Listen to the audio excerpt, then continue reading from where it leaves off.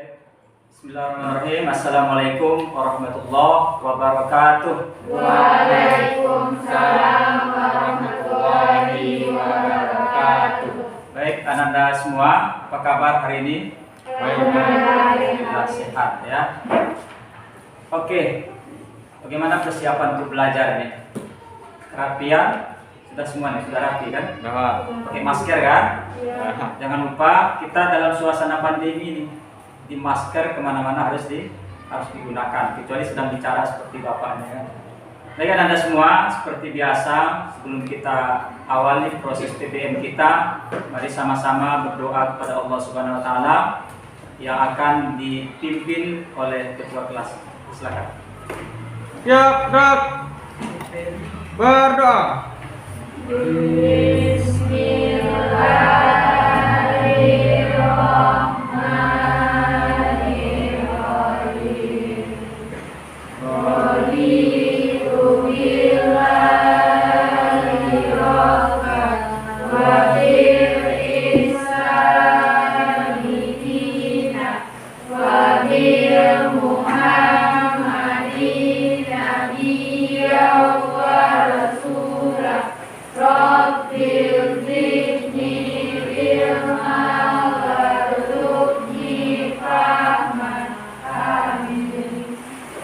Salam. Assalamualaikum warahmatullahi wabarakatuh. Waalaikumsalam warahmatullahi wabarakatuh. Baik, Bapak ingin mencek kehadiran kita hari ini. Mana ketua? Mana ketua? Hadir semua apanya? Anggotanya? Ada semua, Pak. Alhamdulillah kan. Berarti kita bersemangat untuk mengikuti PBM hari ini ya. Oke, belajar memang penting kan, karena ini masa depan kita. Jadi siapa yang punya investasi otak hari ini, maka insya Allah dialah yang akan menguasai ya masa-masa ke depan. Oleh karenanya tetap bangun etos keilmuan, semangat literasi dan lain sebagainya. Baik Anda semua, insya Allah hari ini kita akan belajar tentang ini, sejarah perkembangan Islam di Indonesia. Oke, sudah pernah belajar sejarah perkembangan Islam di Indonesia? Sudah ya. Kapan? Waktu MTS dulu. Sudah apa? Sudah tahu nih sebagian apanya persoalan tentang masuknya Islam ke Indonesia ya. Bagaimana sejarah dan peta penyebaran. Baik. Ini tema atau materi yang akan kita bahas hari ini. Kita coba nanti mengelaborasinya dengan baik sampai detail sehingga kita paham nih materinya. Baik Anda semua, sebelum lebih lanjut, Bapak ingin sampaikan di tujuan pembelajaran kita hari ini bisa dibaca di sini ya. Kita lihat semuanya tujuan pembelajaran kita sehingga tidak nanti mengalami disorientasi namanya. Jadi kita paham melangkah mau kemana ya. Melalui metode diskusi dan model pembelajaran discovery learning, peserta didik dapat menganalisis penyebaran Islam di Indonesia. Itu satu. Kedua, merangkum kerajaan-kerajaan Islam di Indonesia. Lalu yang ketiga, mengemas nilai-nilai keteladanan para tokoh dalam sejarah perkembangan Islam di Indonesia. Berarti poinnya ada tiga.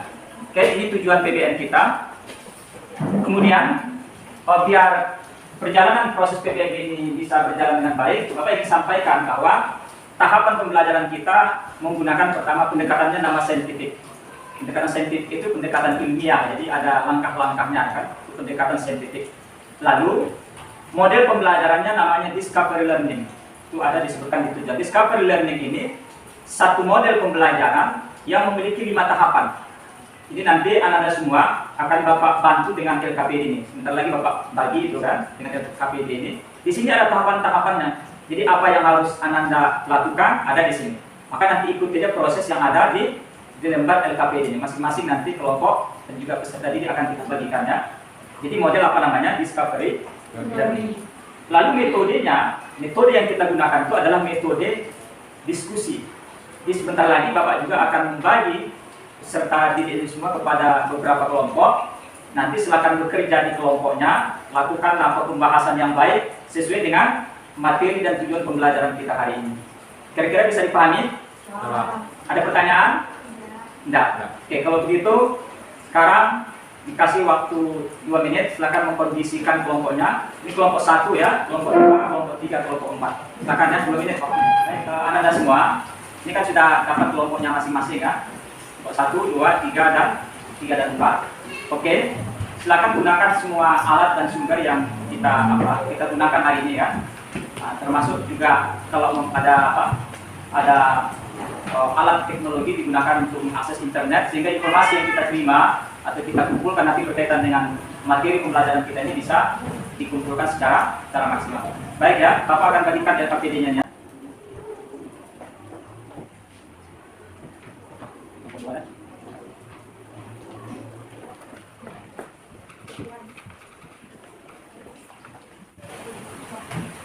Sudah diperhatikan?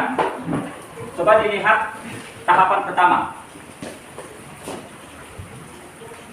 Apa di tahapan pertama itu? Anda semua diminta untuk memperhatikan slide yang ada di depan. Perhatikan slide yang ada di depan semuanya. Ini slide-nya.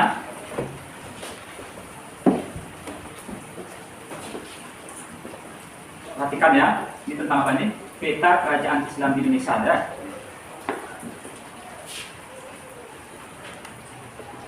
Ini juga silakan diperhatikan nih. Ini Indonesia ya, peta Indonesia. Kita sudah terbiasa nih dengan petanya ya. Coba lihat ini penyebaran Islam di Indonesia. Oke, sudah.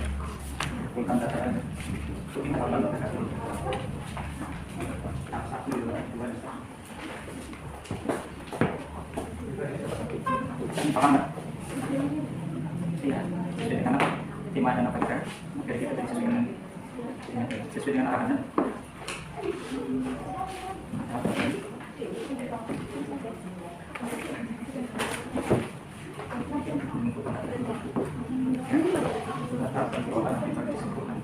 Paham nggak? Berbeda. Nah, apa? Gitu ya.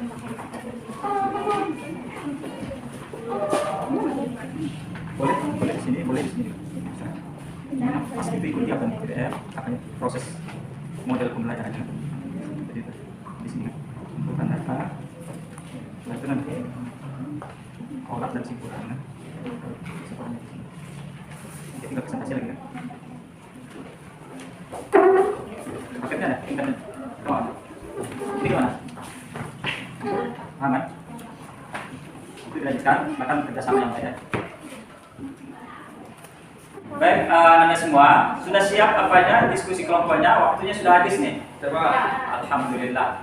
Oke, kalau begitu kita akan coba melihat hasil dari kerja diskusi di kelompoknya ini. Untuk itu Bapak meminta ini perwakilan dari 4 kelompok ini untuk yang mempresentasikan kepada kita semua apa yang sudah diperoleh dari tujuan pembelajaran kita hari ini, untuk memetakan kan tentang penyebaran Islam di Indonesia, kerajaan dan lain sebagainya. Oke, untuk itu Bapak tunjuk kelompok apa? Minta kelompok 3 ya, kelompok 3 ya. Ya, Pak. Oke, silakan.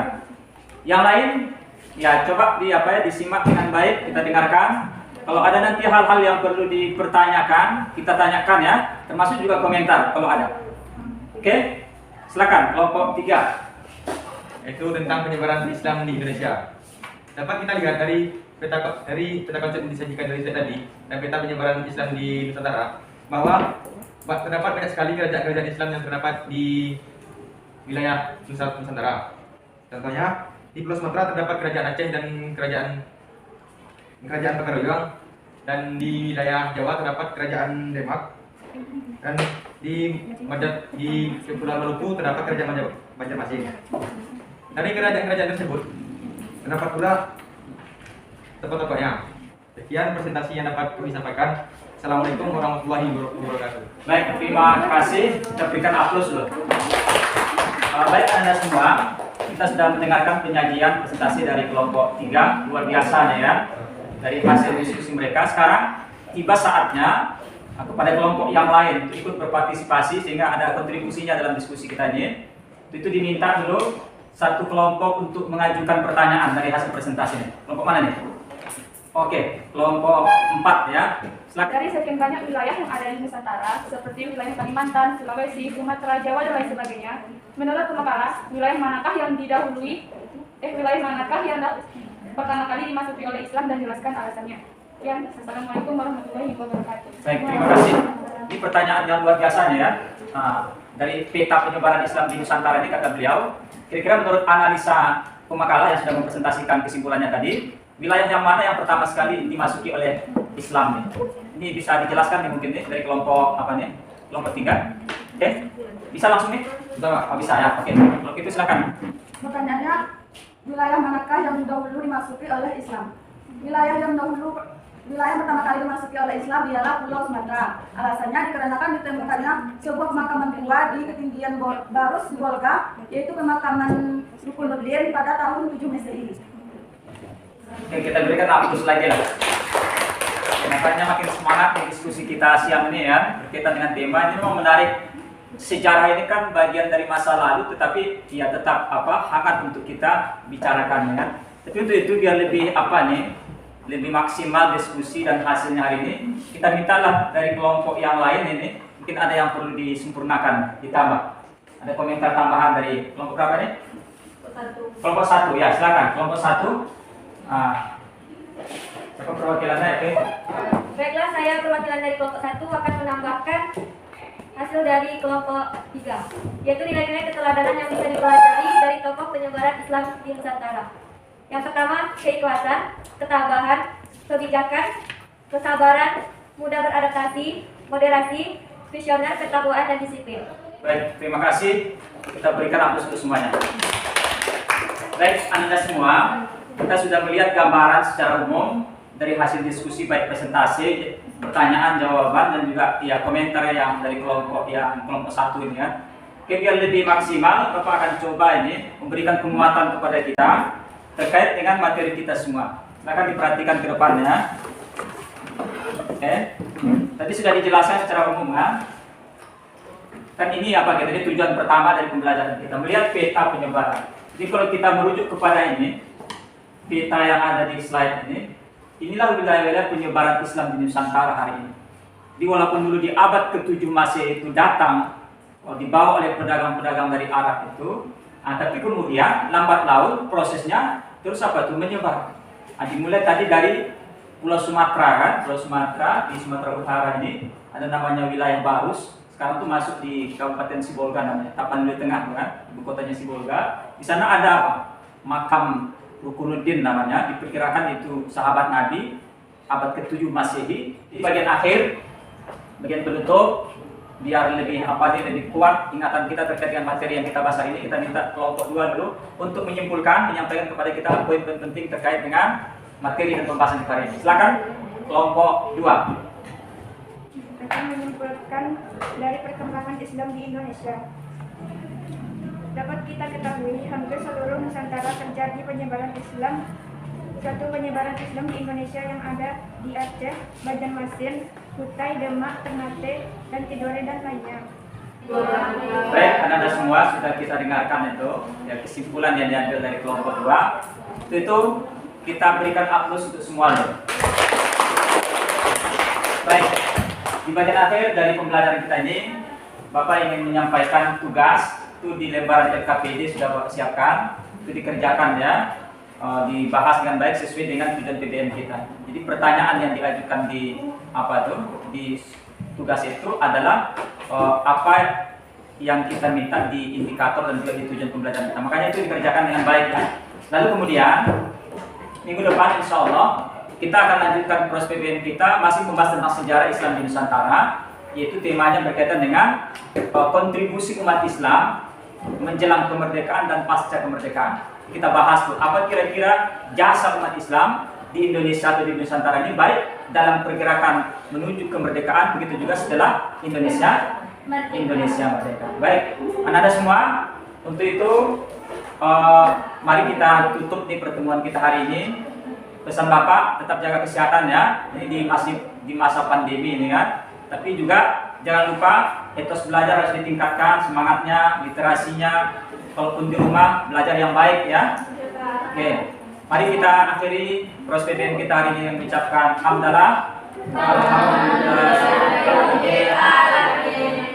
Baik, sampai jumpa minggu depan. Assalamualaikum warahmatullahi wabarakatuh. Waalaikumsalam warahmatullahi wabarakatuh.